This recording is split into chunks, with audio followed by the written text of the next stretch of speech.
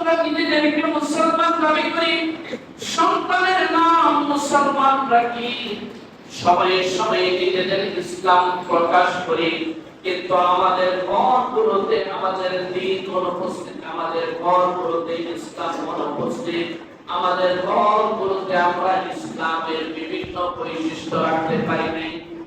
মুসলমানের ঘর কেমন হবে? মুসলমানের ঘরের বৈশিষ্ট্যগুলো অন্যতম একটা বৈশিষ্ট্য হলো মুসলমানের ঘর হবে লজ্জাশীলতা, মুসলমানের ঘর হবে পর্দাশীলতা, মুসলমানের ঘর হবে পর্দাশীলতা। পর্দাশীলতা মানে এই জানালার মধ্যে পর্দা থাকবে, দরজার মধ্যে পর্দা থাকবে, এতটুকুই না। আমরা মনে করি জানালার মধ্যে পর্দা থাকলে, দরজার মধ্যে পর্দা থাকলেই বুঝি পর্দা হয়ে গেছে। আমরা মনে করি